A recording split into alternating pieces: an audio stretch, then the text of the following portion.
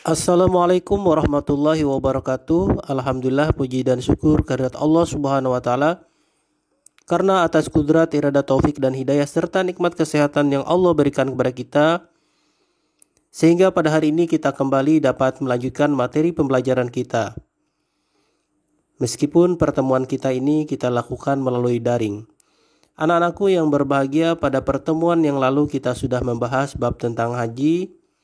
Kita membahas pokok bahasan, syarat, rukun, dan wajib haji. Maka pada hari ini kita akan lanjutkan pada pembahasan mengenai sunnah haji. Sunnah haji adalah serangkaian kegiatan apabila dilakukan akan mendapatkan pahala dan apabila tidak dikerjakan tidak mendapatkan dosa. Adapun sunnah haji itu yang pertama adalah ifrat. Ifrat yaitu ihram untuk haji dahulu baru umroh. Kemudian yang kedua adalah membaca talbiyah selama ihram sampai melontar jumrah Aqabah pada hari raya Idul Adha. Adapun lafaz talbiyah, labaik Allahumma labaik, labaik la syarika labaik. Innal hamda wan ni'mata laka wal mulk la syarika lak. Yang artinya, ya Allah, saya tetap tunduk mengikuti perintah-Mu. Tidak ada sekutu bagimu. Sesungguhnya segala puji dan nikmat bagimu, dan Engkaulah yang menguasai segala sesuatu. Tidak ada yang menyekutui kekuasaan-Mu. Kemudian sunnah haji yang ketiga adalah berdoa sesudah membaca talbiyah. Kemudian yang keempat membaca zikir sewaktu tawaf. Kemudian yang kelima, sholat 2 rakaat sesudah tawaf. Kemudian yang keenam adalah masuk ke Ka'bah. Demikian 6 sunnah haji yang apabila dapat dilakukan maka itu lebih baik. Tapi apabila tidak bisa dikerjakan maka tidak menjadi masalah. Oke, anak-anakku yang berbahagia, selanjutnya kita akan membahas larangan haji. Nah, berikut ini ada hal-hal yang tidak boleh dilakukan selama melaksanakan ibadah haji. Baik itu bagi laki-laki ataupun bagi perempuan ataupun bagi keduanya. Yang pertama adalah larangan selama pelaksanaan ibadah haji bagi laki-laki. Yakni yang pertama memakai pakaian yang berjahit, baik jahitan biasa, sulaman dan atau diikatkan kedua ujungnya. Kemudian yang kedua menutup kepala. Kecuali sesuatu hal maka dibolehkan, akan tetapi harus membayar dam. Kemudian larangan haji bagi perempuan. Larangan haji bagi perempuan yakni menutup muka dan kedua telapak tangan. Apabila keadaan mendesak, ia boleh menutupnya, akan tetapi harus membayar fidyah. Kemudian yang ketiga, larangan bagi laki-laki dan perempuan. Selama pelaksanaan ibadah haji, baik laki-laki dan perempuan dilarang yang pertama, memakai wangi-wangian baik dipakainya pada badan ataupun pada pakaian. Kemudian yang kedua, menghilangkan rambut atau bulu badan yang lain termasuk memakai minyak rambut.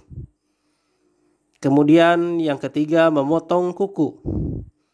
Yang keempat, mengakadkan nikah baik menikahkan, menikah atau menjadi wali nikah. Kemudian yang kelima, bersetubuh bagi suami istri. Kemudian yang keenam, berburu dan membunuh binatang darat yang liar dan halal dimakan. Jadi ini adalah larangan-larangan selama pelaksanaan ibadah haji. Kalau seandainya dilanggar, maka kita akan mendapat yang namanya dam atau denda haji. Nah, untuk itu mari kita bahas pelanggaran dan ketentuan denda yang telah ditetapkan sesuai dengan syariat agama Islam. Yang pertama, tidak mengerjakan haji ifrat. Yang dikerjakan adalah haji tamatu atau haji kiran. Maka dendanya adalah menyembelih 1 ekor kambing jika tidak mampu berpuasa selama 10 hari. 3 hari di Mekah, kemudian 7 harinya di negeri asal. Nah, kalau misalnya kita dari Indonesia, maka 3 hari puasanya di Mekah, kemudian ketika pulang ibadah haji dan sampai di negeri kita, maka kita berpuasanya selama 7 hari di Indonesia atau di kampung halaman kita. Kemudian larangan selanjutnya seperti mencukur rambut, memotong kuku, memakai pakaian yang dijahit, memakai wewangian, kemudian berhubungan badan suami istri, maka dendanya boleh memilih sebagai berikut: menyembelih seekor kambing, atau puasa selama 3 hari, atau memberi makan 6 orang miskin.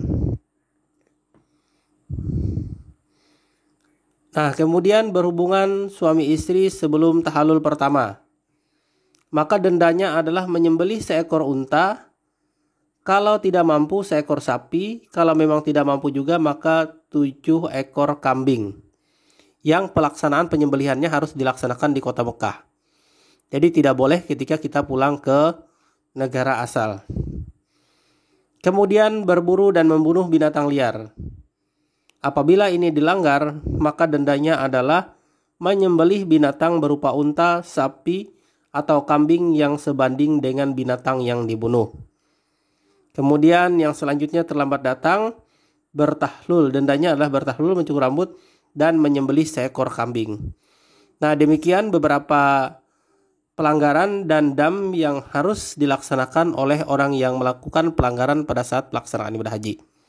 Oke, anak-anakku yang berbahagia, selanjutnya kita akan membahas tentang bab umroh. Yang pertama adalah pengertian umroh. Secara bahasa, umroh berarti berkunjung. Sedangkan menurut istilah adalah berkunjung ke Ka'bah dengan melaksanakan tawaf dan sa'i dalam waktu yang tidak ditentukan.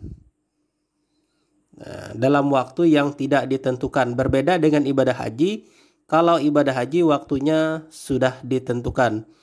Makanya wajar kalau kita lihat ada orang yang berangkat melaksanakan ibadah umroh yang dilaksanakan setiap bulan. Mau dari bulan Muharram, Safar, Rabiul Awal, Rabiul Akhir, dan lain sebagainya. Nah, kemudian syarat wajib umrah. Kita tahu bahwa dalam melaksanakan ibadah haji ada beberapa syarat wajib bagi calon jemaah haji yang harus dipenuhi sebagai mana berikut.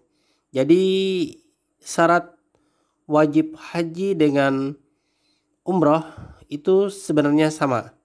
Yang pertama adalah Islam, kemudian yang kedua balik, yang ketiga berakal, yang keempat merdeka. Sebagaimana yang sudah pernah Bapak jelaskan di bab tentang haji. Oke, selanjutnya adalah rukun umroh. Nah, rukun umroh berbeda dengan rukun haji. Yang pertama adalah ihram, berniat melaksanakan umroh.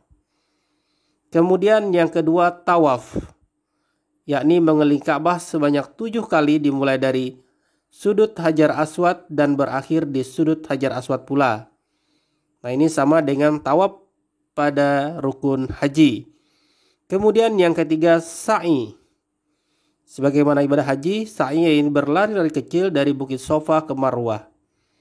Kemudian yang keempat tahallul, yakni mencukur sekurang-kurangnya 3 helai rambut. Dan yang kelima adalah tertib, yakni mendahulukan yang terdahulu di antara rukun-rukun umrah tersebut. Nah, kalau di rukun umrah ini tidak ada wukuf, sedangkan di rukun haji ada wukuf.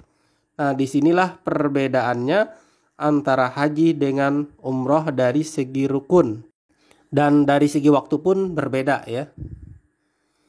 Oke, anak-anakku yang berbahagia, selanjutnya adalah wajib umroh.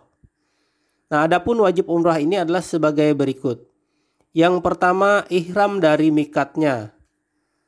Nah, mikat di dalam umroh ada 2, yaitu mikat zamani sepanjang tahun dan mikat makani sama dengan mikat haji ya.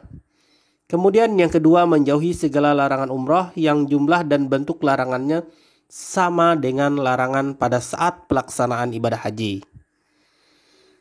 Oke, anak-anakku yang berbahagia, demikian materi kita pada hari ini. Semoga apa yang Bapak sampaikan bisa dipahami dengan baik. Kalau ada hal-hal yang perlu dipertanyakan, silahkan dipertanyakan, baik melalui kolom komentar YouTube ini ataupun melalui WA grup kita. Assalamualaikum warahmatullahi wabarakatuh.